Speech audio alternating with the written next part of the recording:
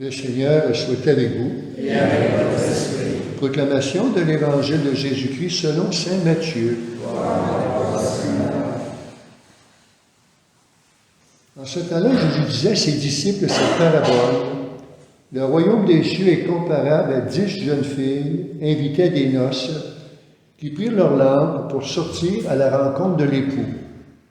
5 d'entre elles étaient insouciantes et 5 étaient prévoyantes.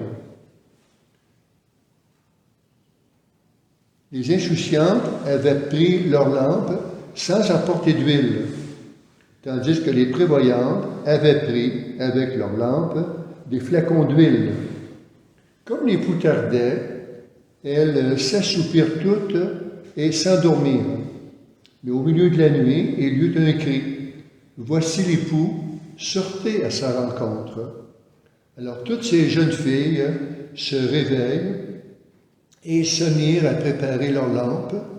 Les insouciantes demandèrent aux prévoyantes, donnez-nous de votre huile, car nos lampes s'éteignent. Les prévoyantes leur répondirent, jamais cela ne suffira pour nous et pour vous. Allez plutôt chez les marchands, vous en achetez. Et pendant qu'elles allaient en acheter, l'époux arriva. Celles qui étaient prêtes entrèrent avec lui dans la salle des noces, et la porte fut fermée.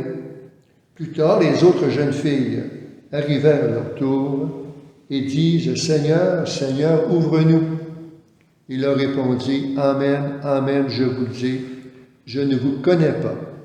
Veillez donc, car vous ne savez ni le jour, ni l'heure. » Acclamons la parole de Dieu.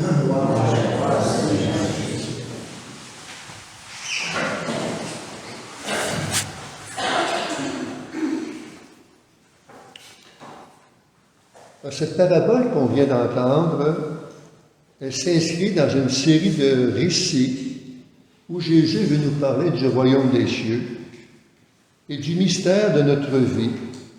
Qu'y aurait-il donc après la mort? Et Jésus nous montre ici la fin, pour que nous puissions prendre, nous aussi, des moyens adaptés pour mieux vivre notre amitié avec Dieu. Dans cette parabole, il est important de donner une signification à l'huile pour trouver le sens de tout ce récit. L'huile, c'est ce qui permet à la lampe d'éclairer, afin de pouvoir marcher dans les ténèbres de la vie. L'huile peut donc symboliser la foi et l'espérance au milieu du mystère du mal, de la souffrance et de la mort. Mais l'huile, c'est aussi le symbole de ce qui se consume pour les autres, de ce qui donne chaleur pour le cœur des hommes. C'est le symbole de la charité, de la foi et de l'espérance, c'est-à-dire le noyau de notre vie chrétienne.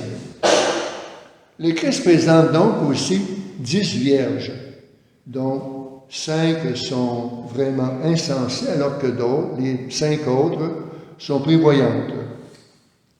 Et tout ça, c'est pour nous avertir du grand danger de ne pas se soucier de notre vie chrétienne, notre vie spirituelle, ou encore de son amitié avec Dieu.